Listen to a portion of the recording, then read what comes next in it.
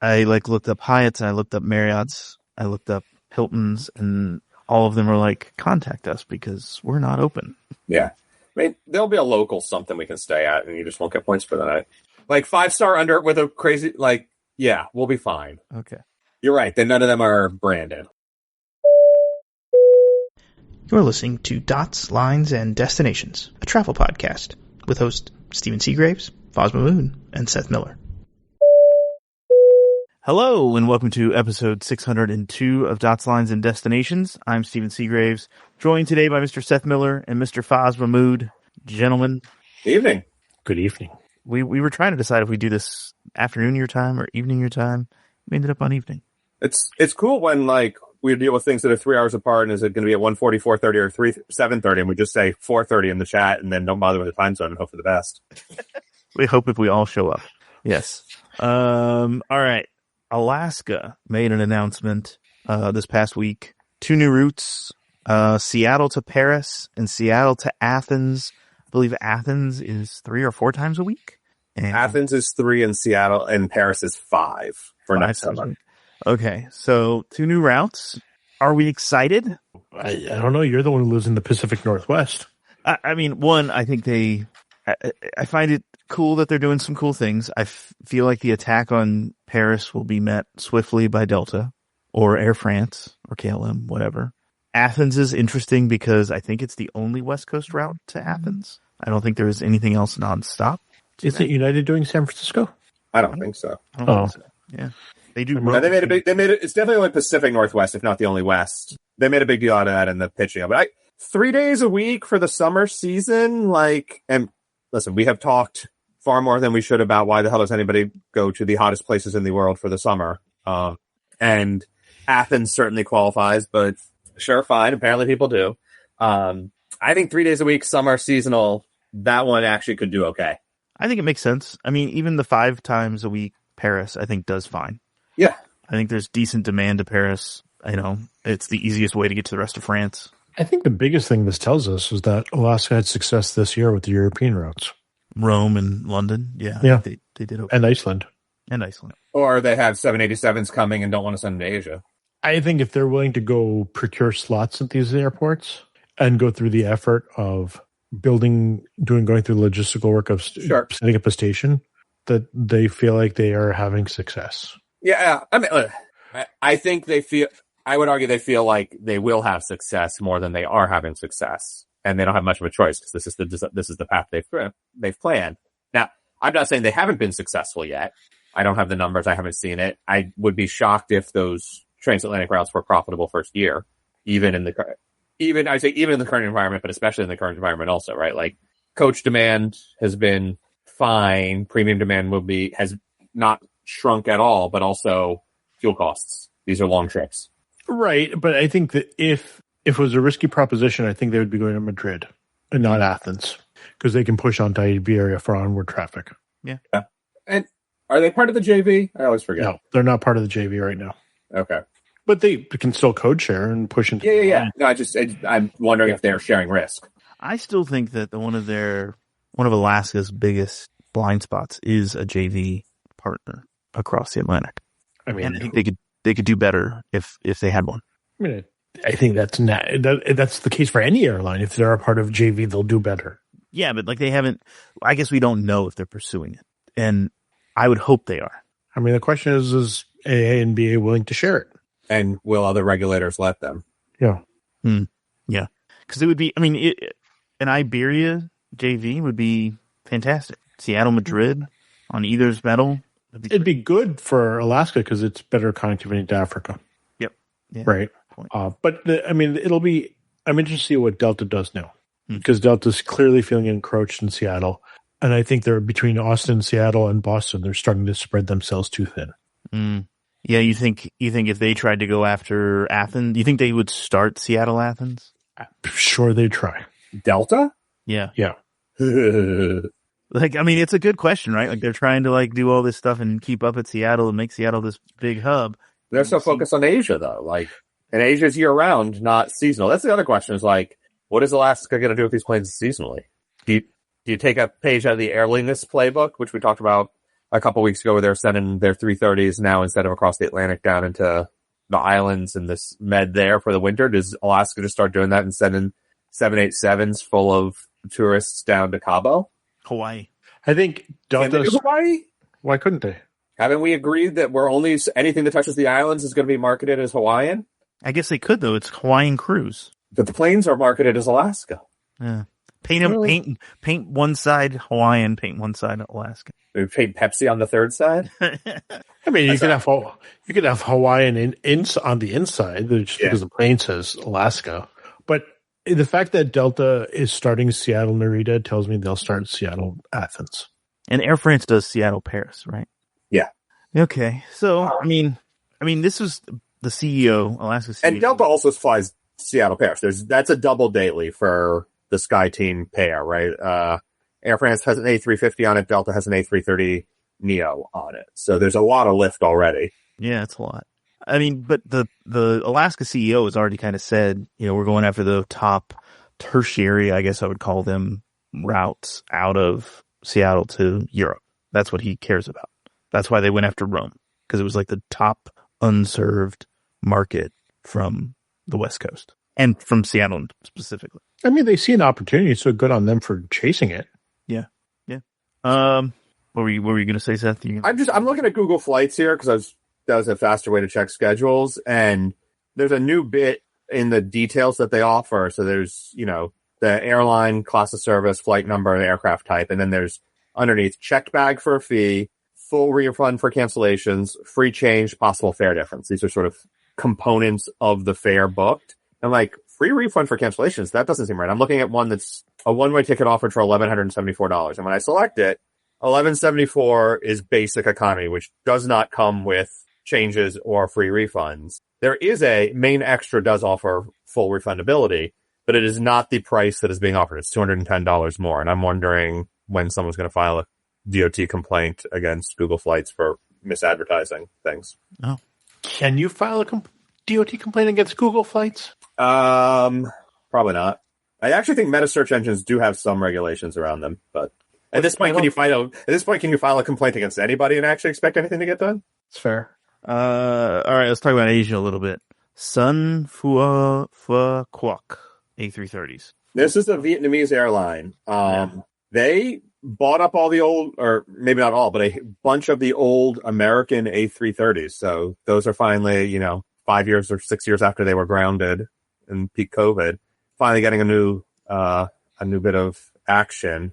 This is a very, very leisure carrier operation in Vietnam, going wide bodies. My understanding is I think they're going to do mostly regional stuff, not Europe, but I need to double check that. But I do find it vaguely interesting, especially because this comes in as Bamboo Airways basically seems to, I'm not sure if they fully closed up shop, but like slashing their fleet, and was similar, right?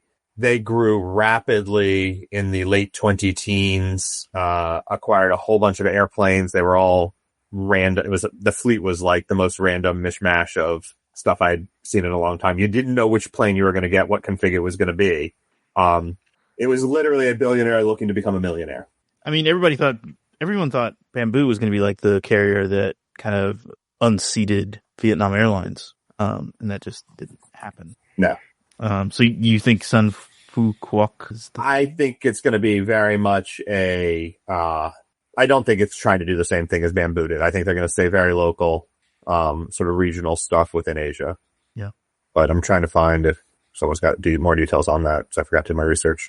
I mean, it looks like right now they only fly internationally to Taipei, Seoul, Hong Kong, Chengdu, Singapore, and Bangkok. Yeah. So fairly close route. Here we go. Initial deployments will focus on expanding medium-haul services to Kazakhstan and Russia, alongside boosting capacity on high-demand Asian routes, including Australia, Japan, all right, Czech Republic, and Poland eventually. So similar to Bamboo then. Yeah. Bamboo tried Paris, I think, but yeah. Paris, Vietnam makes a lot of sense. Yeah. Oh, yeah. And Phu Quoc is I think it's like an island, right? Off the south coast, I think. Yeah. Yeah. So maybe there's some leisure traffic there or something. Interesting, though. So they've got all the A330s from American, or at least 8 A330-200s. Wow.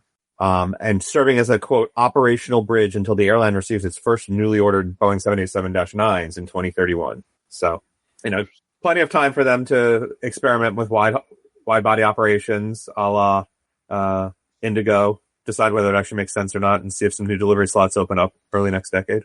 Yeah. So these planes have been sitting there all this time, and American didn't try to get them back? Apparently not. Vasu strikes again. I mean, yes and no. I'm not 8 or 12 planes. Like, it's not enough. It's 2 to 3 routes. How many people? Yeah. How many convinced American have to put in to make that work? Right? Subfleets suck. And when you've got a whole bunch of other stuff, putting a handful of these back in the system, like, I would argue that right, American dropped them because there just weren't enough to matter. And then they are paying the penalty for not being able to get more of anything else. But how do you make this work? Fair. I mean, do we know if the 330s were ever released, or are they still parked somewhere? The 330-300s? I don't know. I could try to find out. But let's see. Then Discover is pitching premium. Yeah. So this is good, I think. The Discover is the Lufthansa subsidiary that runs non-hub routes mostly within Europe. And in this case, they've got a couple single aisle planes that they're putting a 2-2 premium cabin on. They had sort of started down this path with a premium product at one point before, and I put that in air quotes, but now there's like, you can buy premium, which is blocked middle seat, or you can buy premium and then pay up to the 2-2 seating. Their initial indicators are they're charging way too much for it. So, who knows how it will play. And I say that, I mean, like 200 or 300 euros for the seat on a relatively short flight. So that'll be interesting. But, there's at least a plan, I guess, sort of. I think the interesting bit here is a European airline going with a formal premium seating product rather than more Eurobiz. I mean, but Discover does more than just intra-Europe, right? Like, they do Philly, Frankfurt. They do stuff across the pond as well. Those are wide bodies, though. That's a different config. Okay. This is on narrow body planes. Okay. So they're doing premium like in the intra-Europe or in the intra-longer haul Europe. So it's like a medium-ish haul situation. To me, it's kind of funny that they're doing it and not Lufthansa. Dude, the entire Lufthansa group is so bonkers. How many different subsidiaries do you need? In Philly, it's interesting to watch because the number of people who walk into the United Lounge expecting to be able to walk in and get turned away is astronomical within a few hours of that flight. Because they're not technically part of Starlight. So all these people show up because they bought a ticket on Lufthansa. Yeah. And I mean, Lufthansa flies, or had flown Frankfurt and Munich to Tel Aviv, and they were doing that on narrow bodies, and that's Eurobiz for. Right. It's a long flight. I mean, it's 5+ hours. But BA's doing that in London. Yeah. Right. Some of these planes are going to do routes like that also. But this is service. This is non-hub. Discover does non-hub service for Lufthansa. So it'll be things like Cologne, Hamburg. Yeah. Is this what used to be Germanwings then? Yes. We're going to get in so much trouble. One of our listeners likes to send me notes every time we talk about Lufthansa and its many subsidiaries telling us what we got wrong. Well, that's great. I want to know because it's a cluster. Oh, better yet, can someone just send us a cheat card? Yeah. Then we won't screw it up in the future. You're gonna need a map. I'm not gonna boil the ocean with AI trying to figure this out. You really just said boil the ocean? Exactly. There was like double puns there. Yeah. There's a lot there. Yeah. I was actually gonna fly Discover on Las Vegas Frankfurt on the way to Colombo, and I tried to book it, and then they removed the seats, and I think it actually went out with only 2 business class seats sold. Yeah, so that's something, you raise an interesting point. I don't understand what airlines revenue management are doing, because I had a similar experience from Frankfurt, Colombo, and Sri Lankan. There was maybe 10 people out of 40 seats. Yeah. Like, why is revenue management not opening these seats up to partners and getting some revenue versus no revenue? Yeah. They're maintaining the cabin integrity. Look, Sri Lankan wasn't a bad product, but I assure you there's nothing to maintain. Well, I mean, it's kind of like Starlux. When I asked about the upgrade, they're like, no, it's a flat fee of, I think it was like 800 USD from Taipei to Singapore. 4-hour flight. I'm like, I can't justify that. Like, that's a bit much to go from premium economy. Right. Do you guys want the notes, though? I found the message of our listener who gave me some feedback. All right. This goes back to when we were actually talking about Condor, which is not part of Lufthansa Group anymore, but they were, quote, they were founded by Lufthansa for leisure travel in the 70s-ish. Somewhere between 2000 and 2005, a majority was sold to Thomas Cook, and in the early 2010s, Lufthansa Group sold off the last stake of Condor over to Thomas Cook. And then at the end of the 2010s, Lufthansa Group wants a leisure carrier integrated into their hub and starts Project Ocean, which now became Discover Airline. So then what was Germanwings? Like Germanwings was their like domestic low-cost carrier or like the intra-Europe low-cost? Germanwings was a separate non-hub. Oh wait, there's more. Hang on. Perfect. I think this may be, I'm not sure this is from the same day or not. Eurowings Discover is not a thing anymore. It was or whatever. Discover is just A330s and A320s for leisure routes out of the hubs. So I was wrong about that. Discover is out of the hubs. The Eurowings is the non-hubs, and that's separate from Discover. So is Eurowings the ones getting these new seats? No, Discover is. So they're going to fly from hubs. Okay. All right. But also, I think, to Foz's question of how many different subsidiaries do they need, the answer is how many different unions are they trying to bust? A lot of the various subsidiary situations, that we deal with, that Lufthansa is dealing with, is designed to, and similar to how Ryanair farms out to its different region or, national flags and whatever with all the different operations. And a lot of airlines in Europe do it, is which union can they get the best concessions from at any given time?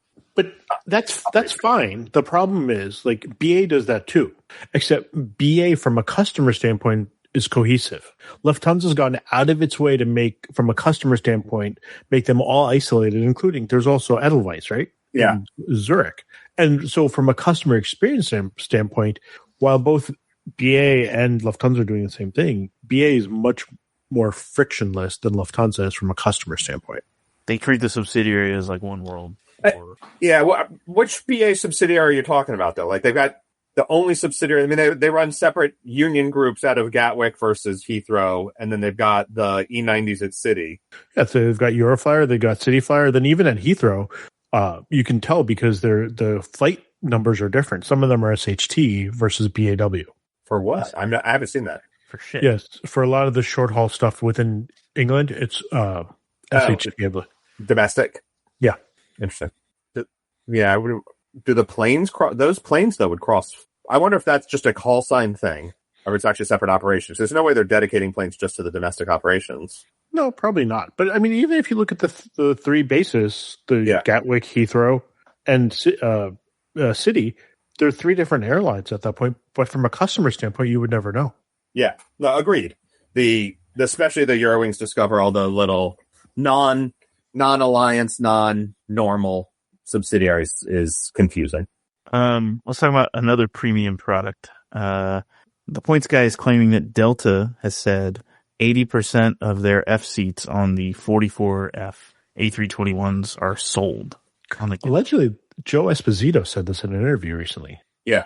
That's a 80% of 44 is. Hey, if you price anything at the right price, it'll sell. Yes, but also, I mean, it'd be interesting to see what they're pricing at. But like Delta, a long time ago, made it clear they were, just like everybody else, happy to stop giving away complimentary upgrades. Right? They'd rather sell them.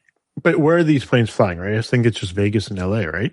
Or is it just Vegas? From where? Atlanta. It's just they're Atlanta based. Yeah, if it's Atlanta, Vegas, then yeah, there's plenty of demand for premium, even if it's a, I'll say $10 upgrade, but date myself there. Well, and that's the thing, right? Because they're having some success with it, they are extending the operation of the 44-seat version, and it's only scheduled in Atlanta, Vegas, from what I saw. Yeah, extending the operation is a relative term. They still got to get the approval and the whatever for the other seats. I believe that is still pending. Right? Yeah.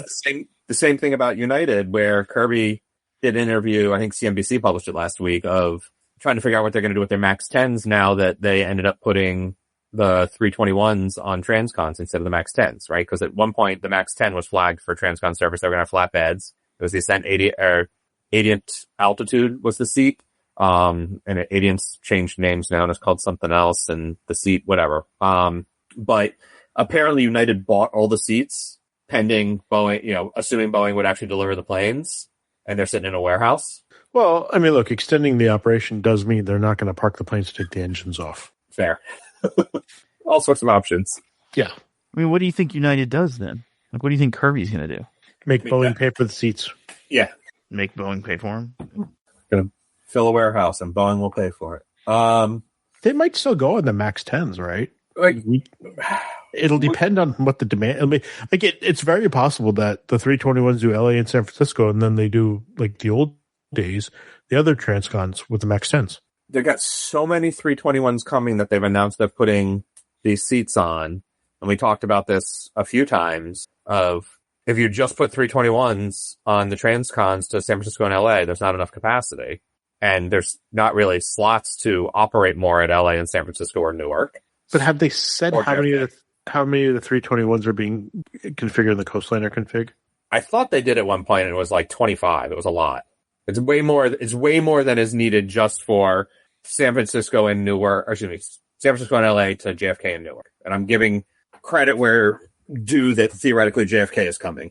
I mean, but so do they run those to Europe, the remainder of them, or do they keep spares? Like, I mean, they don't run them to Europe. The PS fleet was what, 14 planes, 15 planes at its peak, with six San Francisco and 5 LA flights, right? Yeah. And so Newark is a lot more than 6 and 5, right? I think it's 12 and 14, and so add in JFK. I don't think 25 planes is going to be enough. I mean, if you have 14 planes and are running 11 transcon round trips, and you can only run 11 transcon round trips with them, your fleet utilization is bad. Sure. But I think, but the challenge is when you're talking about JFK or Newark, you need extra padding because of the airspace. Yep. And that was the thing. And about San Francisco. And San Francisco. And that was the thing about PS. Fleet utilization wasn't great, but then they didn't have ripple effect. Sure. An American learned when you ran a tagged flight from JFK to Boston and back for utilization purposes, and people loved getting the flatbed for an hour, that it screwed the return to LA and things got messy, right? Like, all those things are true, and yet I don't think they need 25 planes for the current Transcom plans, and especially even if they did that, it's still not like that would mean switching everything from wide bodies to these planes, and it's not enough seats. Yep, I agree. It's not enough seats, but I think time will tell how the slot actually plays out. Yeah. With the 737 MAX 10s, do you think they send those to Europe if they put lie flats on? Don't give them ideas. They've got the XLR for that. Why would you mix and match with the MAX 10? I'm just thinking of like Chicago, Reykjavik. What's the range of a MAX 10? Less than the XLR. But compared to the 8? Oh, do you think they put it on like these weird routes that they do right now, like Santiago de Compostela, Spain? Yeah, but I don't know if the 10 would have the legs. That's what I'm trying to understand. Yeah. I don't think it does. I'm trying to look it up now, but I'm pretty sure it doesn't. So then why not use the coastliners then, Seth? Like, why wouldn't you have the coastliners? Because you've got the XLRs, and you've got a dedicated subfleet. It's a slightly different. It's the same number of seats, isn't it? Slightly different layout. I think it's 24 versus 20 up front. Yes.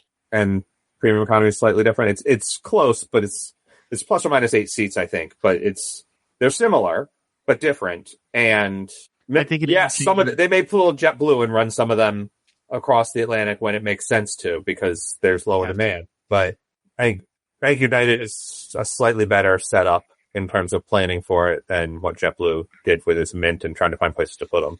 I think we'll see MAX 10s proliferate into Hawaii and Central America. Maybe that's what they do the Newark Lima flight on. No. Oh, I don't think that has the range. 3,600 miles is the published range. And it needs hot and high. Yeah. And MAX 8 is 4,000. So you talk about putting it into Europe. I think that 400 miles makes a big difference. Yeah. All right. Let's talk about Delta and something you posted about, Seth. And there were some other posts on Blue Sky about their JV ruling. They won it. Yeah, they won a lawsuit. This is the Aeromexico joint venture. Is ruled in their favor in the 11th Circuit Court of Appeals, which is, I believe, an Atlanta-based court. So amazing. Yeah. Imagine that. Home field advantage. Hometown airline wins one. We'll donate to your re-election campaign. You give us something. I mean, they're judges, so they're appointed, not elected, but sure. Judges are, depending on where you are. Well, not the federal courts. Which is this. 3,600 miles from Newark could hit northern South America, for what it's worth. But I just don't think like Lima would be very much at the edge. Yeah, Lima's too far. It's right at the edge. Literally. Anyway, this is an interesting one. This was the DOT was trying to unwind the Delta joint cooperation agreement with Aeromexico and cited essentially that the operations at Mexico City airport and forcing all the cargo carriers out of there was a violation of the bilateral open skies agreement. And therefore, Mexico was no longer compliant with open skies, and so the joint venture had to die because the joint venture requires open skies to be properly implemented. Delta and Aeromexico appealed it. They filed a lawsuit. They won. They cited Haneda as a prime example of a closed airport, despite an open skies agreement and having certain restrictions.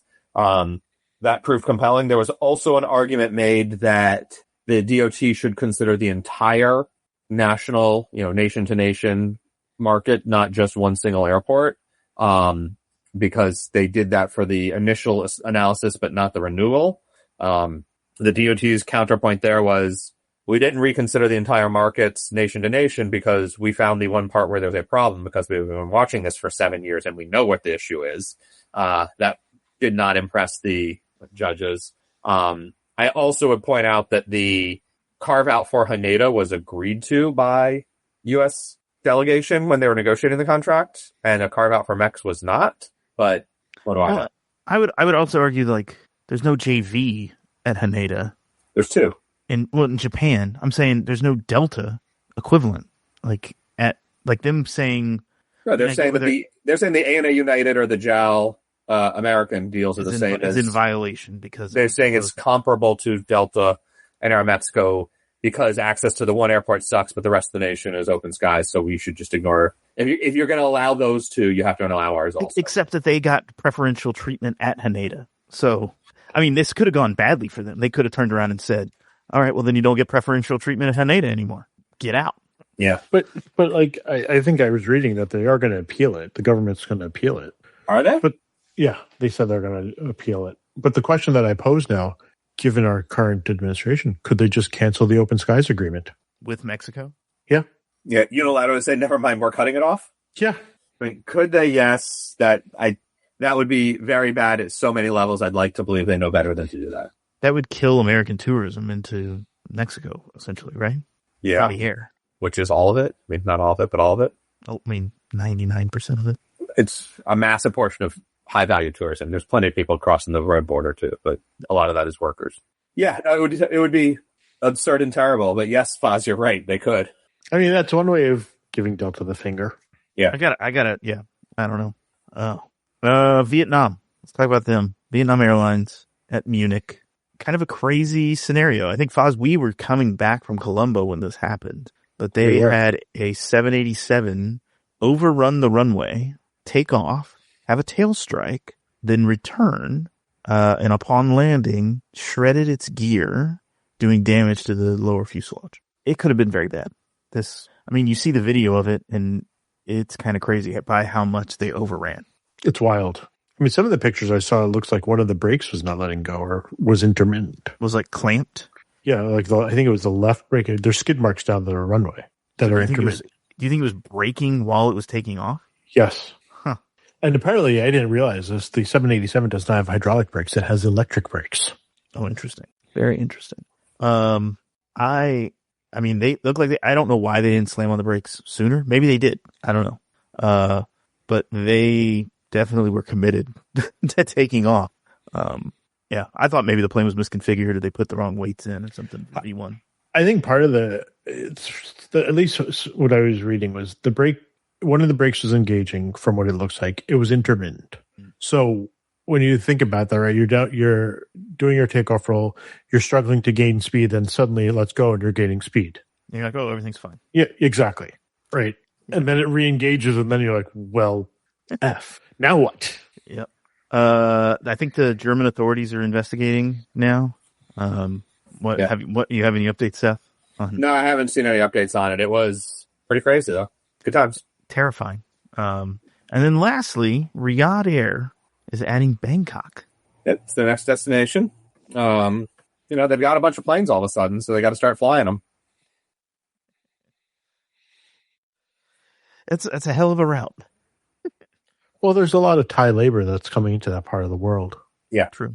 We talked about this a little bit with Fly Dubai a couple weeks ago, flying out of the other Bangkok airport with Emirates. Yeah. So not surprising. There's both for leisure travel, and I would imagine there's a certain volume of leisure travel of outbound from the kingdom to Bangkok to Thailand. Have they said they want to fly to the U.S.? Oh yeah. When's that going to happen? Soon. I don't know. Probably soon. They're building it. I would imagine probably next summer season it'll happen. Okay. I don't think it's going to happen this fall. Okay. And they're also partnering with ANA. Yeah, they've got something-ish coming up to allow connectivity across markets. It looks like Interline and Codeshare. And some discussion of loyalty reciprocity, which is interesting because, right, ANA, Star Alliance, and Riyadh is certainly leaning towards SkyTeam. I don't think, are they actually a member, or are they just leaning that way? I think they're leaning that way. Yeah. So, what were you going to say, Fuzz? I was just going to say they're leaning that way. I don't believe they're a part of SkyTeam yet. Yeah. So, obviously, to our point about Delta not having partners in Tokyo or in Japan, makes some sense. You need something separately. But it's an MOU. There's obviously work to be done to get there. But I don't know. I wonder if that relationship's going to get very far for Delta, given this ridiculously light loads on Atlanta or Riyadh. Has that flight started operating yet? No, but they're selling it for 15,000 miles each way. Also, especially right now, tickets into the Middle East are of questionable sanity. Yeah. Oh man! All right. Well, you guys got anything else? Because we're going to talk about some things in the bonus topics. You have anything else in the main show you want to talk about? Not for me. I'm good. All right. So we're going to talk about American Airlines and their new IFE. We're going to talk about some February 2027 craziness. We're going to talk about AI, unfortunately. We're going to talk about... That's going to be a good one. That's actually going to be some fun. We're going to talk about Emirates, hinting at another route from South America to Europe. And then Google and Spirit and the data that lies between them, as well as Chicago Gates. We're going to talk about that. So stick around if you're a Patreon supporter. If not, thank you for listening, and we will talk to you next time. Happy travels. Take care. See you later.